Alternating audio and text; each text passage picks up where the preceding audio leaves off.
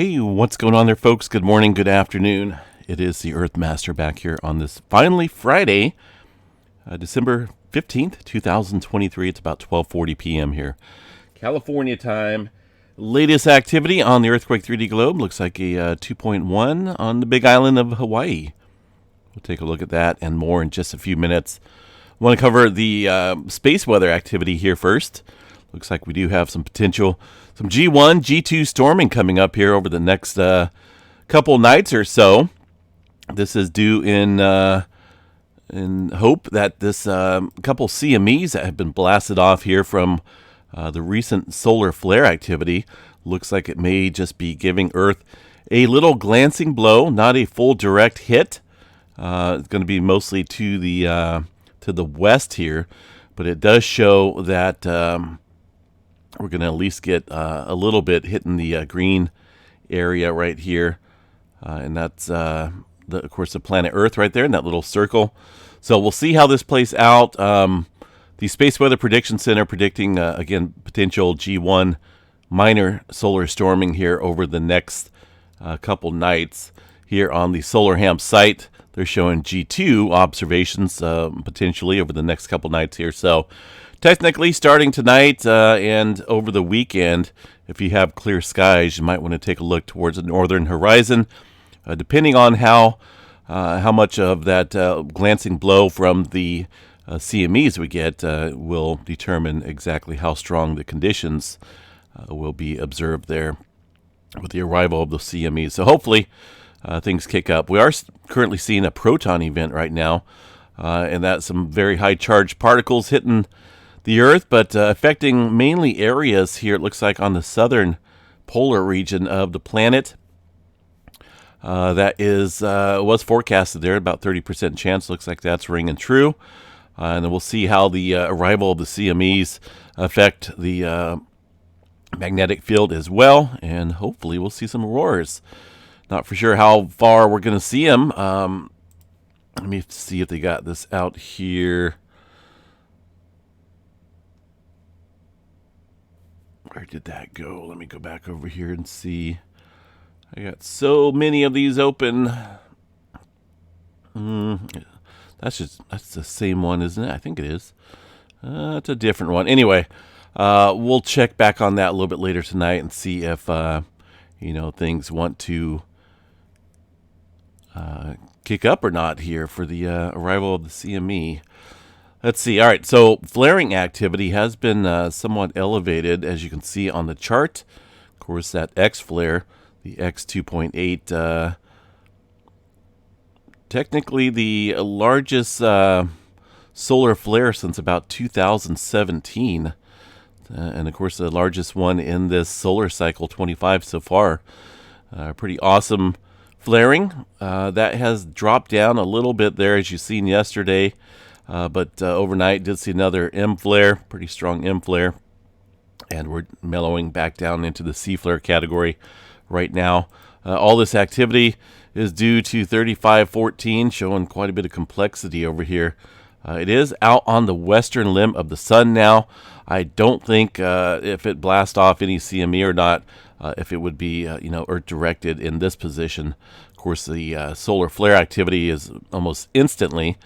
About 6 minutes or so that it takes for that flaring to stir things up here in the upper levels of the atmosphere. CMEs take a couple days, 48 to 72 hours, depending on the speed of the blast of the CME. But this is the area of interest. It still poses a threat for some further X flaring. We'll continue to watch that, but like I said, anything that does blast off here will be directed away from Earth. What is facing us right now, we got a little bit of complexity and growth here within this sunspot core. I'll continue to keep an eye on that. Out around the eastern limb of the sun, a couple new members joining the Earth-facing side. It doesn't look like they're named yet, but a little bit better perspective of them this morning shows a couple different sunspot regions coming around the bend, and I think we'll keep an eye on those as they hopefully hold together and maybe give us some further flaring as we head into next week. So again, look for potential G1, G2 storming conditions at the higher latitudes, potentially getting down to the mid latitudes as well. But I think this will mainly stay up into the the higher latitudes, maybe the northern tier states. Current aurora forecast, well, you see it, not a huge amount. Everything's somewhat unsettled across all areas, but kind of waiting on the arrival of, let's see here, CME passage detected. It looks like a CME from several days ago, just past Earth. The impact appears to be relatively minor. However, fluctuations in the solar wind could enhance geomagnetic activity over the next several hours. There's that, this is the real-time solar wind data. You can see when that peaked up here. There's the arrival of the CME, as Kevin mentioned, but doesn't look like anything big yet taking place. But we'll continue to watch this. Like I say, we got many chances here from a couple different CME ejections that happened over the past couple days, and we'll wait for the arrival of all of them. But overnight, like I said here, next couple nights, keep an eye on the sky. Northern tier states potentially seeing some auroras as well, and of course up into Canada and Alaska and all the normal areas that commonly see the northern lights. Pretty cool. All right, so flaring threat is still elevated. 99% chance for a C flare, M flare at 55, X flare around 30% chance. It's pretty decent. And as I said, proton events already in full swing here, but mainly affecting the solar regions there, or the southern polar regions of the Earth right now, with those proton events coming in. All right, earthquake activity here over the last 24 hours. Hawaii definitely getting in on some earthquake activity here again. A lot going on around the Pahala area. The latest quake of 2.2, but that's pretty deep, 31 kilometers below the surface. Up here around the Kilauea volcano, still seeing some activity stirring up there.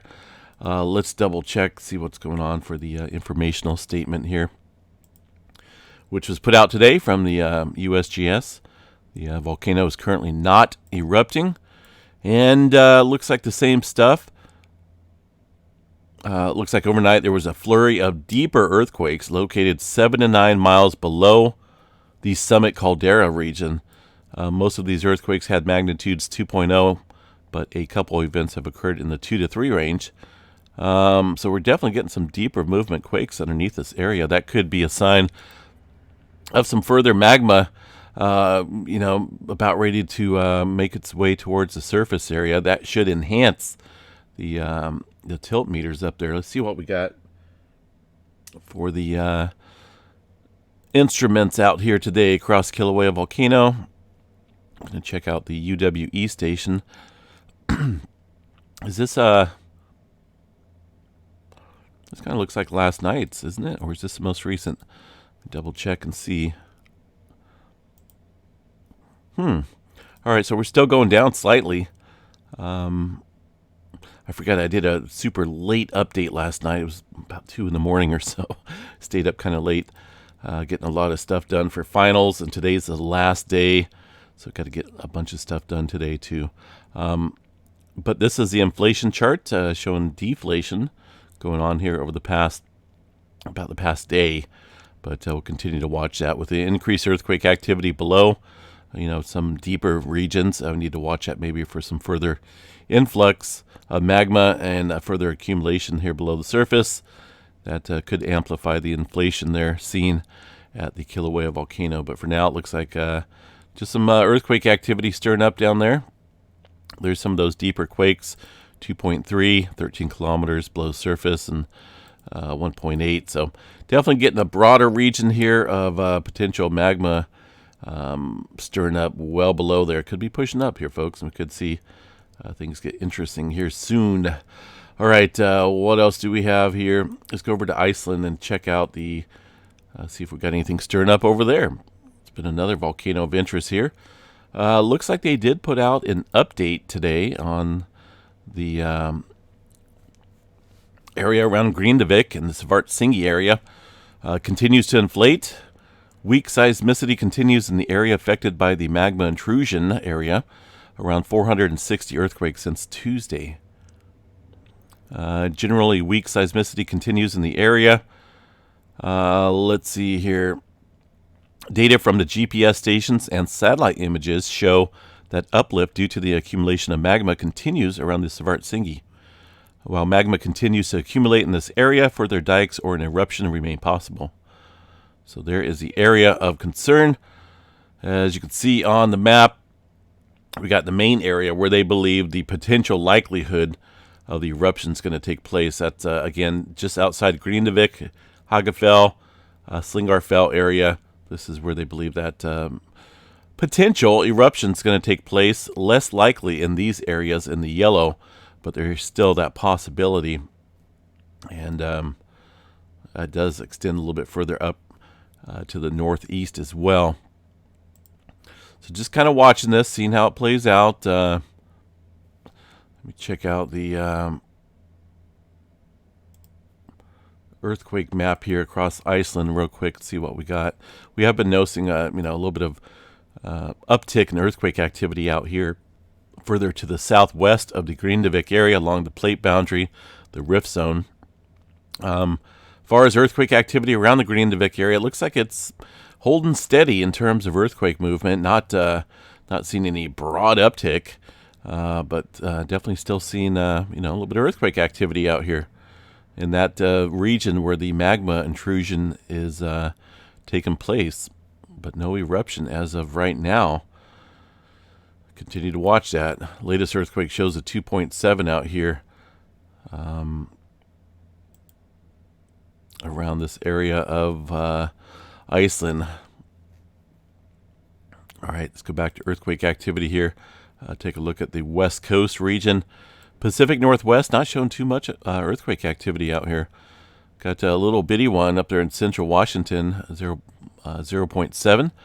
Nothing going on off the coast here of the Cascadia subduction zone. Things look pretty quiet for now. Across California, well, let's see what we got here as far as anything above 2.5. Looks like we did have a 3.0 down here just on the North American side of the plate boundary here off the San Andreas Fault. 3.0 coming in Big Bear City area. And then you add, that's the only thing above 2.5, but when you add the rest of the quakes out here, these are all microquakes, but still it seems like there's a little bit of elevated activity out here in this area that is of a little concern, because that's a little bit of a area where migration tends to take place when there's a strain along a fault system or a plate boundary, and that's just right off the southern branch here of the San Andreas Fault. And that's a little scary, but not like we haven't seen that before, but still gets me a little nervous when we see earthquake activity out here in this region. Continue to watch that though for some possible further movement down here in the Salton Sea area, 1.3 from yesterday. Let's go up north here, a little bit of earthquake activity on the creeping segment here of the San Andreas Fault. That is around the Pinnacles area. Quite a few 1s and 2s stirring up out here today. The Bay Area up here in San Francisco region, a couple smaller quakes as well, 2.3 Santa Ramon area just after midnight. Further inland across the Great Basin area of Nevada, seeing a handful of earthquakes in the typical zones out here. Nothing really showing up here across Yellowstone, but I do want to double check that, make sure we got the latest information here. And let's see.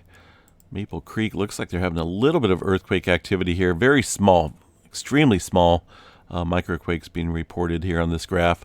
But aside from that, things look generally quiet. Not seeing much earthquake activity whatsoever there across the Yellowstone supervolcano region. Texas area getting some movement, although it looks a little bit quieter today here. Only a handful of earthquakes after midnight outside of Pecos, Texas, in the oil fields. Backing out here, looks like the majority of this uptick going on here overnight is around the Puerto Rico area and up around the Puerto Rico Trench. Quite a few 2s and 3s stirring up here all over the place in deeper regions and towards the surface as well.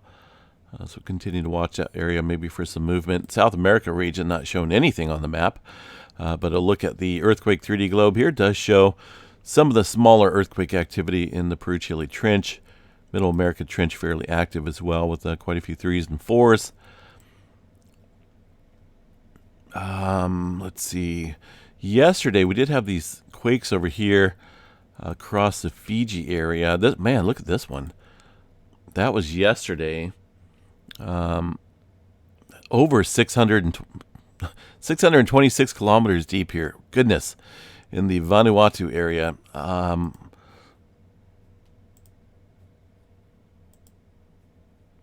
Yeah, we do get some deep ones out there, that's for sure. Deeper earthquake activity and surface earthquake activity. So we might want to watch this region, for some larger movement. Not really seeing anything taking place here today. Most of the earthquake activity is shifting over here across the plate boundary, but goodness, that is some deep movement.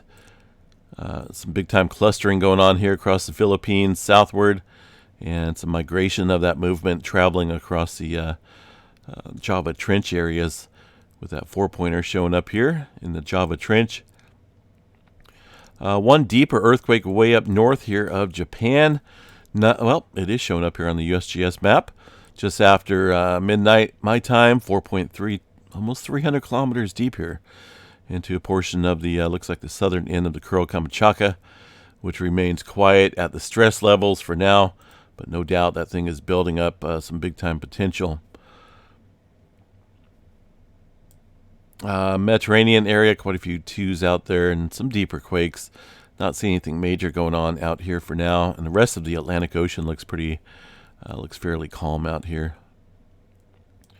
Alaska, 1.8 coming in right now, but looking at the map, really not seeing anything of concern. 2.5 and above shows a handful of quakes, mainly around the Anchorage area and the Cook Inlet area of Alaska. All these other little bitty quakes are just that, just microquakes in a typical fashion, because this is a major subduction zone, major active area. There's always some type of microquake activity, just like California, and kind of just like in New Zealand down here. Nothing showing up here on the map. That's because, well, the USGS doesn't have that option. So we're going to go over to the GeoNet servers here real quick and see what we have.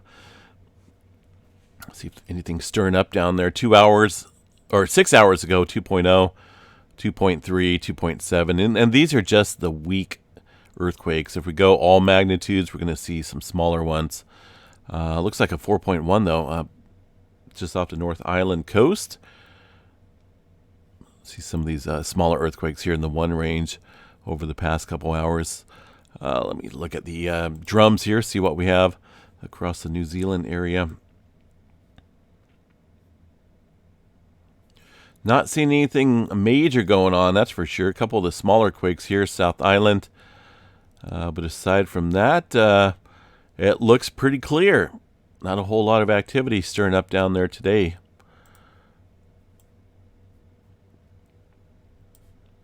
All right, severe weather potential. Well, really no severe weather threat today. Just a little area down here in Texas, Louisiana, Arkansas, Oklahoma region.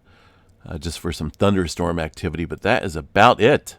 Tomorrow, a little bit different story. We do have some slight risk for some severe weather across Florida.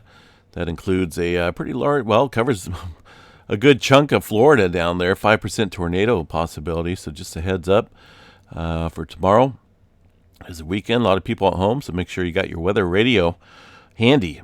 2% zone extending up north of this 5%. Anyway, if you're within this area tomorrow, just keep a heads up and keep your weather radio on. 15% chance for some severe wind gust as well from those thunderstorms.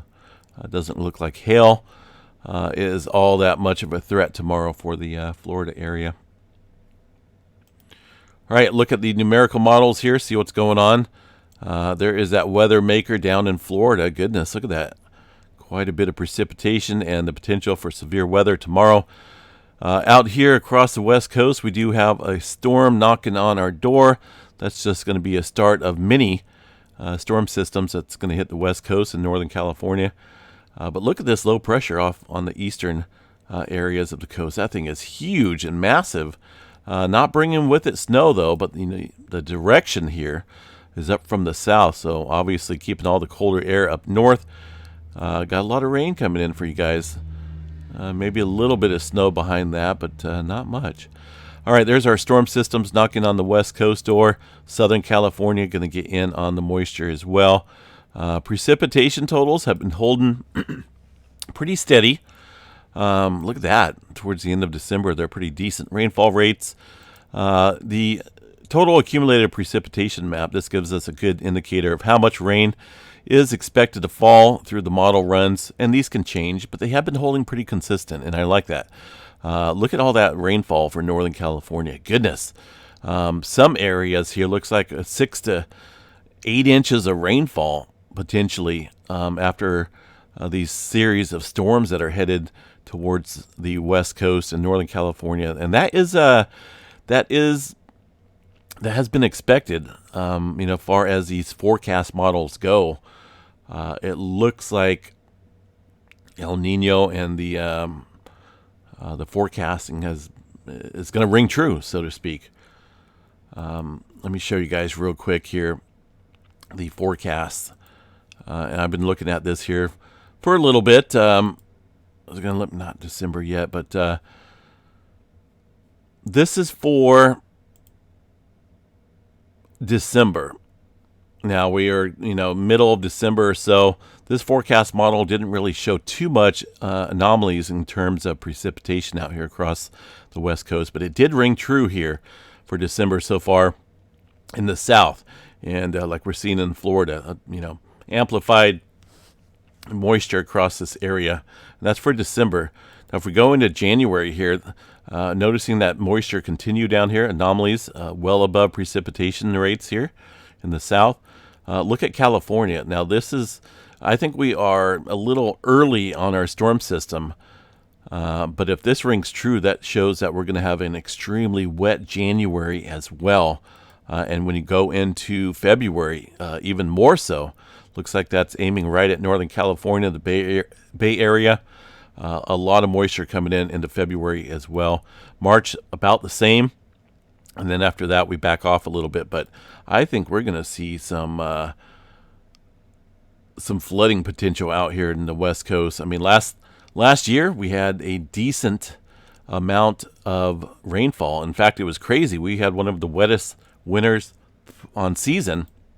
And that was during a triple dip La Nina year. And normally La Nina means drier conditions out here. It was crazy.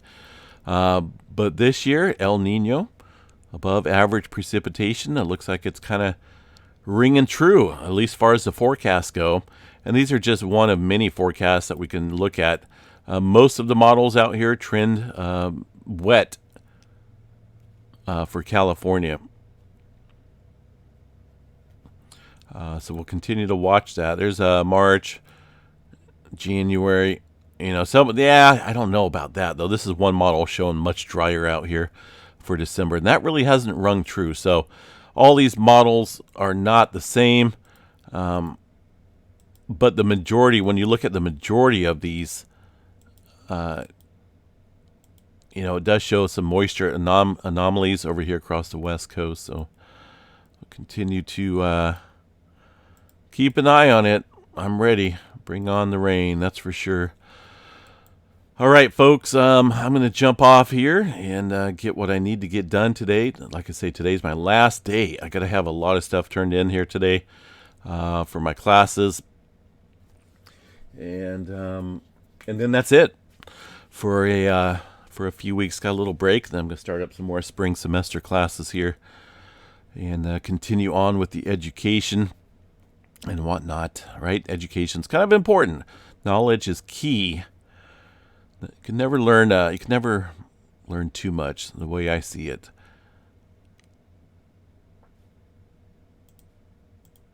A little spike of an earthquake there on Hot Caves, but for the most part, things look kind of neutral right now. That's probably that spike right there, being a 2.4, coming in here in the last couple minutes.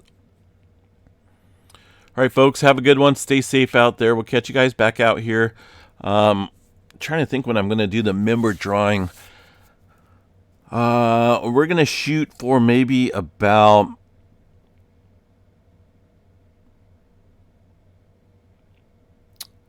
between, I'd say around 3:30 or 4 my time. So maybe about 4 o'clock Pacific time and 7 o'clock Eastern. We'll get the member drawing held today. We'll be giving away a $50 Visa or MasterCard gift card of your choice, or if you want a geology mining kit, that's pretty cool as well. It's like an 11-piece geology mining kit. Pretty neat. Or if you want an Earthmaster t-shirt of your choice, color, size, that's also an option as well. But either way, we'll be picking out one winner from our member fishbowl about 4 o'clock my time, so 7 o'clock Eastern time. We'll definitely get that taken care of. We'll catch you guys back here then. We'll be going live. Have a good one.